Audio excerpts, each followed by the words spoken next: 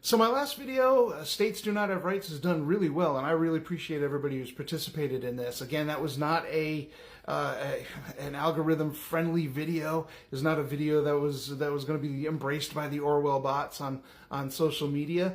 So the fact that it's doing well is because of all of you sharing it and spreading it and reposting it and doing all that stuff, and I really, really appreciate that.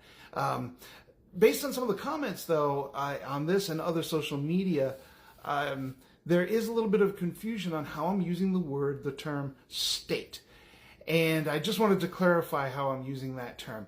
I am not using that term in reference to a particular state or any of the 50 states. I'm not talking about Florida as a state or Georgia as a state. And I'm also not referencing federalism. In other words, I'm not talking about the distribution of power between the federal government and the state governments. That's how it's often used, and I can understand the confusion. But that's not the nature of these videos. These videos are talking about states more in general.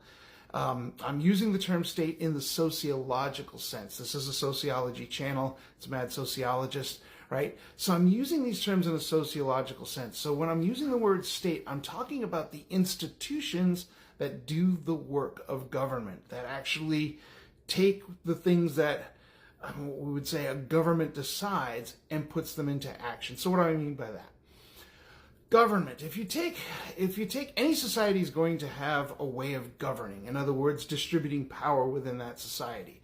In fact, if you take two people and you put them on an island, they're going to come up with a form of government. In other words, they're going to make decisions about how power is going to be distributed between the two of them.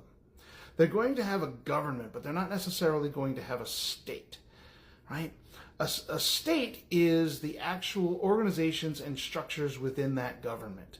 So, for instance, the United States is ostensibly a representative democratic republic. In other words, it's democratic in that everybody, or at least all adults, get to participate.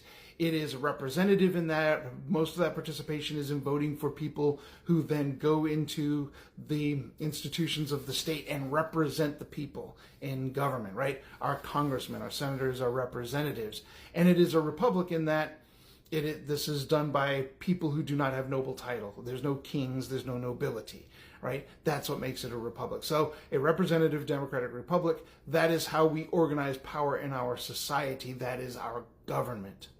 The state is the actual structures that are in place to make that work. That is the executive branch, it's the legislative branch, judicial branch, and it is the massive bureaucracy around those bodies as well that actually do the work of making sure that what the legislature and the executive and the judiciary says to do gets done, right? Department of Transportation. We have roads and bridges and canals and ports and all that comes under the Department of Transport. TSA, the Food and Drug Administration. All of these things are part of the state. They are the institutions that actually do the work of governing. And as such, they are, at least my thesis in the last video is, they are utilities. They are constructs. They are there to do the work that human beings need done. They, in and of themselves, do not have rights, or at least should not be assumed to have rights. They have powers. Powers that are legitimately, ascribed to them and the people who work within those institutions. So this video is just clarifying what I meant by state. Next video I'm going to do is going to talk a little more specifically about power as it's distinct from rights.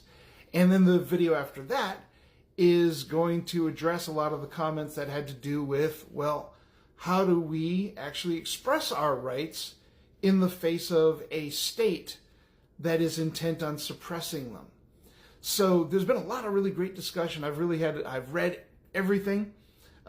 And I've even commented on some of the comments myself, and it's a great discussion that I think we can elaborate with some videos to come. So I really look forward to doing that.